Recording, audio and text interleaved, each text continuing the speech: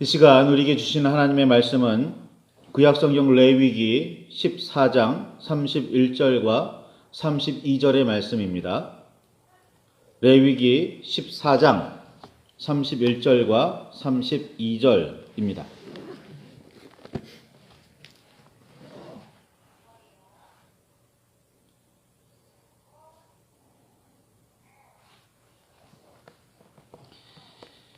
찾으셨으면 우리 함께 말씀을 봉독하시겠습니다. 곧 그의 힘이 미치는 대로 한 마리는 속죄제로 한 마리는 소제와 함께 번제로 드릴 것이요 제사장은 정결함을 받을 자를 위하여 여호와 앞에 속죄할지니 나병 환자로서 그 정결 영식에 그의 힘이 미치지 못한 자의 규례가 그러하니라. 아멘. 주님 우리의 마음을 여시어 말씀을 깨닫게 하옵소서. 아멘.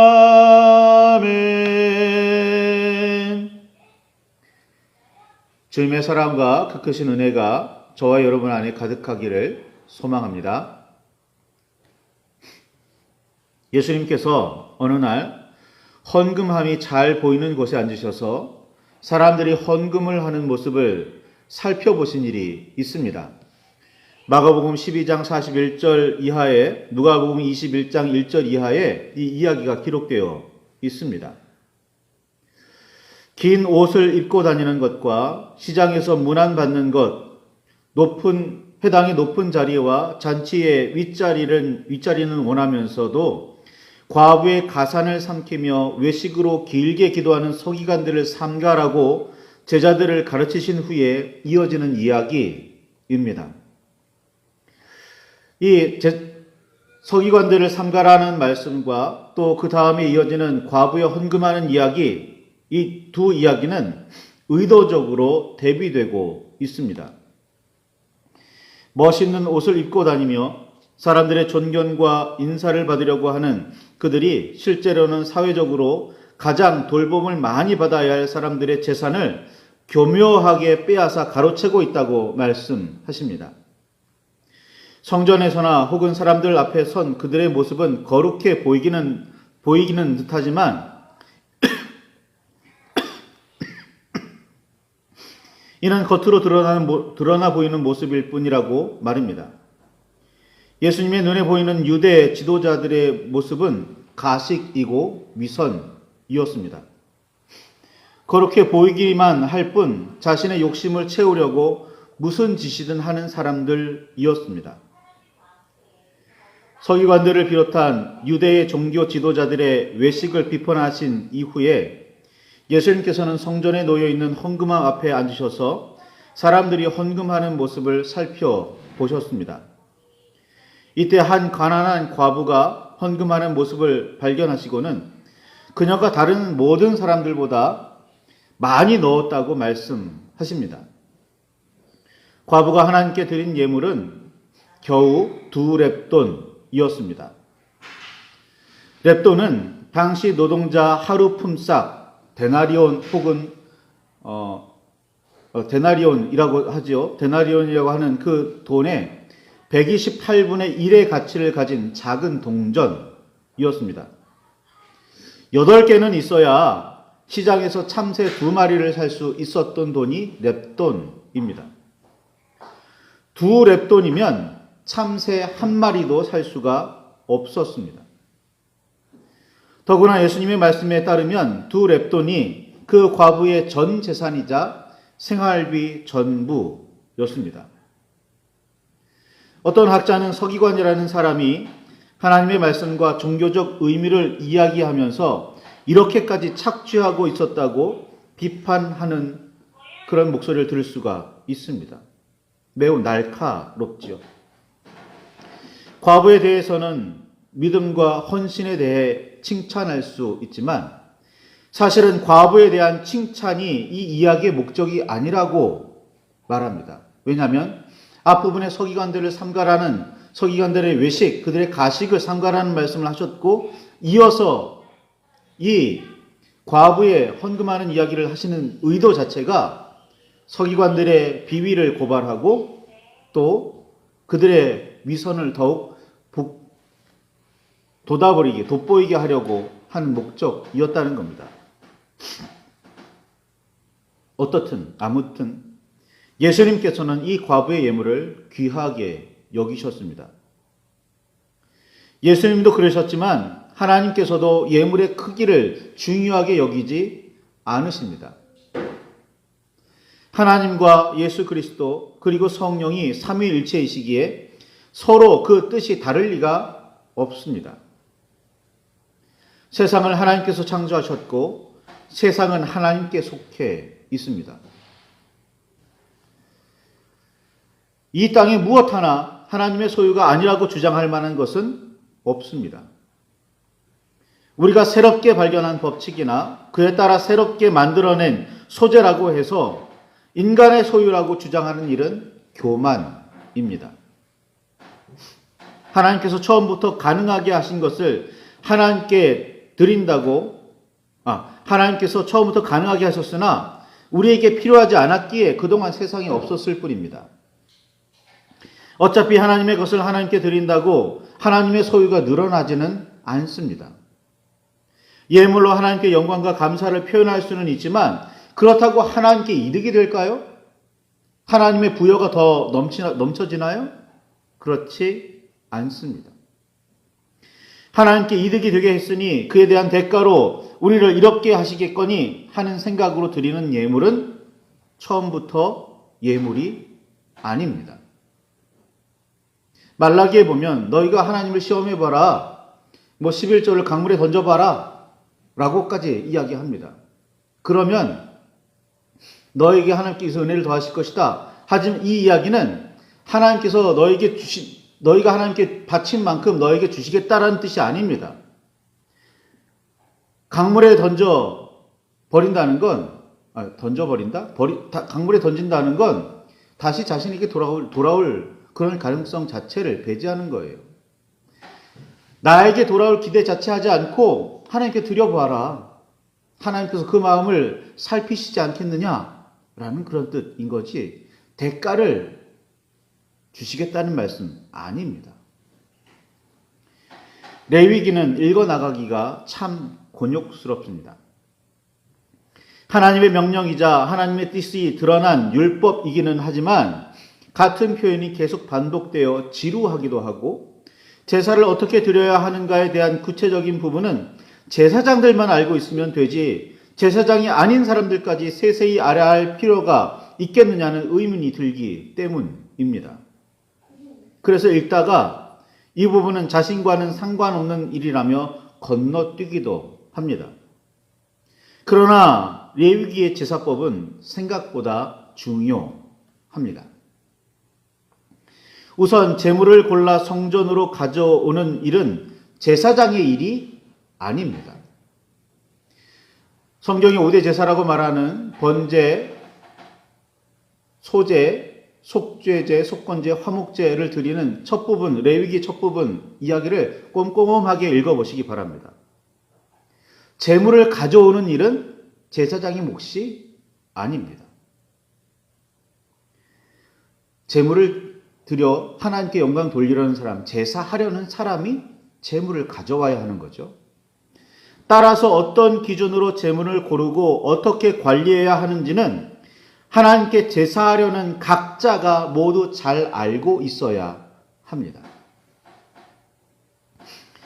그리고 제물을 제단에 드리기 위한 전 단계, 즉 제물로 가져온 가축을 잡아서 어떤 부분을 어떻게 처리해야 하는지도 제사하려는 각자의 몫이었습니다. 제사장의 일이 아닙니다. 제사장들은 제물로 쓰일 가축을 가져와 하나님께 드리려는 사람이 모든 준비와 처리를 마치면 피를 받아서 그 피는 제단에 뿌리거나 붓고 제물이 될 고기는 전에 받아서 제단 위에 버려 불을 붙여 태우는 역할을 맡을 뿐입니다. 제사장보다 제물을 가져와 드리려는 사람이 해야 하는 일의 양이 더 많습니다. 심지어 잡아 죽이거나 똥을 치우는 힘들고 더러운 일도 해야 했습니다. 제사장이 아니라 제사를 드리려는 제물을 가지고 온 그 사람이 말입니다. 우리식으로 얘기하면 헌금을 가지고 온 그 사람이 헌금에 대한 책임을 지고 준비와 관리, 분리와 이런저런 것들을 전부 다 해야 하는 거예요. 제사장은 그저 받아서, 목회자는 그저 단상에서 받아서 하나님 앞에 놓을 뿐입니다. 이게 제사장의 역할이었습니다. 제단도 더더구나 번제 태우는 그 제단이 성막 밖에 있지 않았습니다. 성막 안에 있었어요. 그러니까 제사에 필요한 준비 전반은 제사하려는 사람이, 하나님께 나아가려는 사람이 다 해야 했던 거고, 성막 안에는 피, 그리고 제단에 드릴 고기, 혹은 번제 전체로 드릴 때는 그 내장을 뺀 그 전체만 가지고 왔어야 했습니다. 제사장의 역할은 생각보다 크지 않았습니다. 그러니 제사법은 제사장에게만 해당하는 법이 아니라 하나님께 나아가 제사하려는 모두가 다 알고 있어야 했습니다. 이스라엘 백성 모두였고, 오늘날 우리 식으로 이야기하면 성도 모두입니다. 시간이 흐르면서 보통 사람들은 복잡하고 어려운 제사법을 알려고 하지 않게 되었지만 적어도 제사장들은 기억하고 있어야 했습니다. 따라서 제사장들은 제사법에 대한 전문가가 되어 갑니다. 그렇지 않아도 제사장들은 제사법을 모두 알고 있어야 했고 백성에게 가르쳐야 했으며 제물이 합당하게 준비되어 제사가 흠없이 드려졌는지 늘 살펴야 했기에 제사장들은 이미 전문가여야만 했습니다. 그러나 시간이 흐르면서 제사법은 제사장만 알면 되는 그들만의 전문 지식으로 변합니다.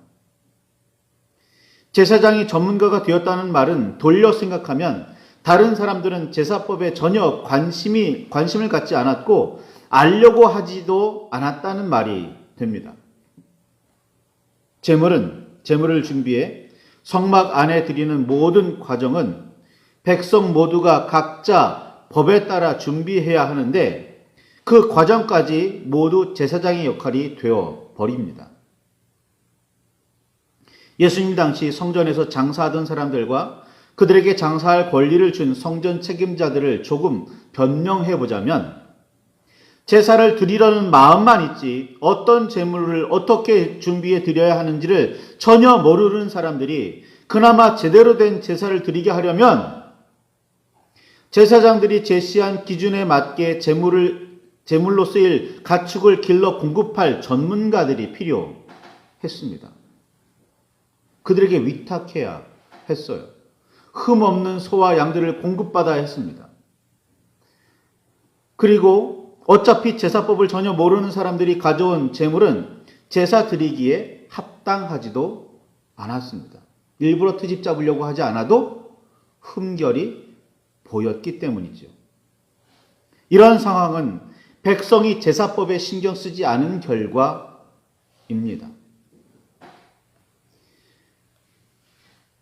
제사장들이 다 알아서 하겠거니 맡긴 결과인 거죠.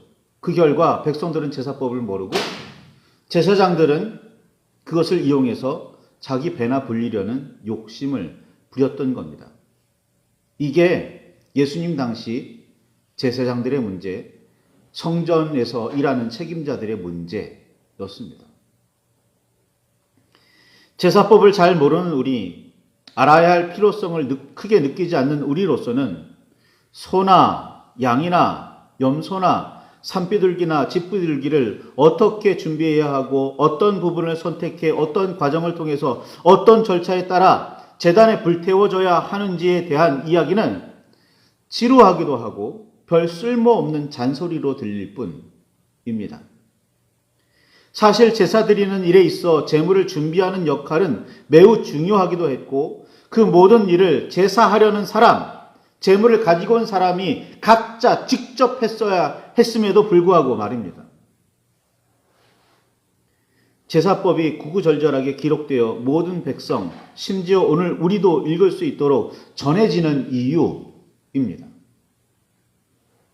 처음부터 그냥 단순하게 제물로 삼을 수 있는 동물은 이것과 이것이라고만 말하고 넘어갈 일이 아니었습니다. 특정 제물을 선택하는 과정부터 매우 조금씩 모두 달랐습니다. 제물로는 가축뿐 아니라 곡식도 드려졌기에 곡식 자체를 드릴 때와 가루로 드릴 때, 그리고 가루를 뭉쳐서 뭔가 음식을 만들 때는 어떻게 해야 하는지, 거기에 무엇을 첨가하고 어떻게 구울 때는 어떻게 굽고 기름에 붙일 때는 어떻게 붙여야 하는지 모두 다 세세하게 알아야만 했습니다. 이 모두가 제사를 드리려는 각자가 마땅히 해야 할 일이었습니다. 그러니 백성 모두가 제사법을 잘 알고 있어야 했습니다. 제사장은 단지 하나님과 백성 사이의 연결고리 역할만 하면 되었습니다.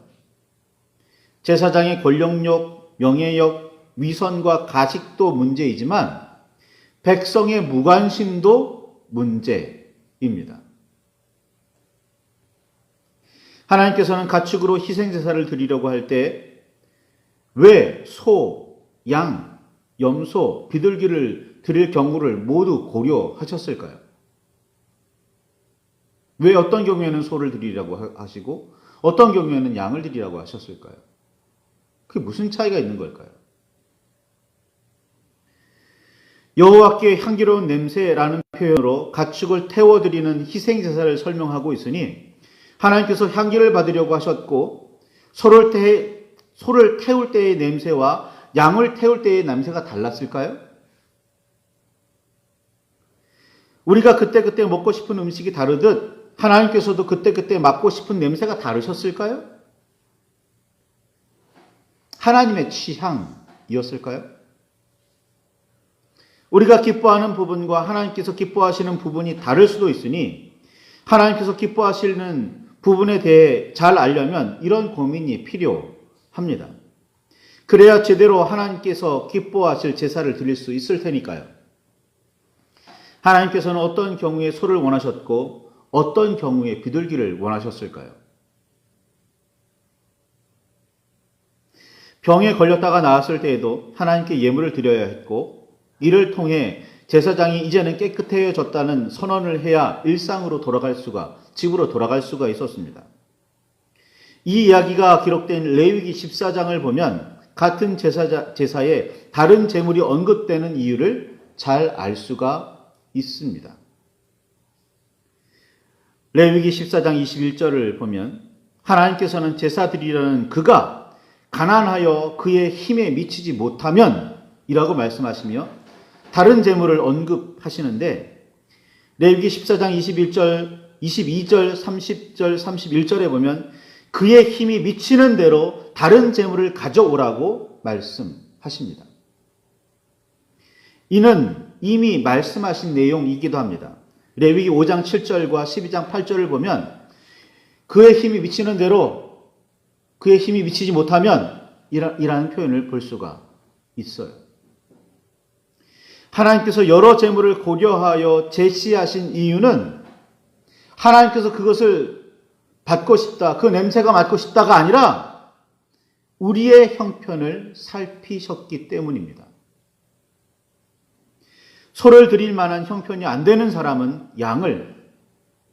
양도 힘들면 염소를, 그도 어려우면 비둘기를, 그마저도 못하겠으면 곡식가루로 작은 빵 하나를 만들어 바쳐도 하나님께서는 기쁘게 받으십니다. 예수님께서 가난한 과부의 두렵던 가장 싼 참새를 한 마리도 살 수 없는 헌금을 칭찬하신 이유입니다. 작게 보이는 예물을 우리가 우리의 생각과 기준에 따라 대단치 않게 생각할 뿐입니다. 하나님께서는 크고 비싼 예물, 대단한 헌신, 역사의 길이 남을 만한 의로운 변화를 일으킬 만한 그런 문동을, 변화를 특별히 더 기뻐하시는 분이 아닙니다. 기뻐하시지만 작은 예물, 평범한 헌신, 의롭지만 소소한 변화라고 다르게 여기시지도 않으십니다. 크게 의로운 일을 했다고 칭찬 듣는 사람들은 그저 작은 일을 무관심하게 넘기지 않았을 뿐이라고 말하곤 합니다. 저 대단한 일 한 거 아닙니다. 사람이 마땅히 해야 할 일을 했을 뿐입니다. 라고 말하죠. 우리는 네 잎을 가진 변종 클로버를 찾으며 엄청난 행운을 기대합니다. 그런 과정에서 일상의 소소한 행복을 의미하는 새잎 클로버를 아무렇지도 않게 무참히 짓밟아 죽입니다. 티끌모아 태산, 즉 큰 산이 됩니다. 작은 선행이 모여야 큰 업적이 됩니다. 마찬가지로 작은 악이 모여 끔찍한 사건을 이룹니다. 대형 사고가 일어나기 전에는 그와 관련된 수많은 작은 사고들과 여러 가지 징후들이 반드시 있다고 합니다. 이를 무시하면 반드시 큰 사고가 터집니다. 갑자기 세상을 떠들썩하게 하는 의로운 일은 갑자기 일어나지 않습니다. 수백, 수천, 수만 번을 실패한 후에야 놀라운 성공을 이루는 법입니다. 평소에 아무 생각 없던 사람이 갑자기 영과 진리로 예배하게 되지 않습니다.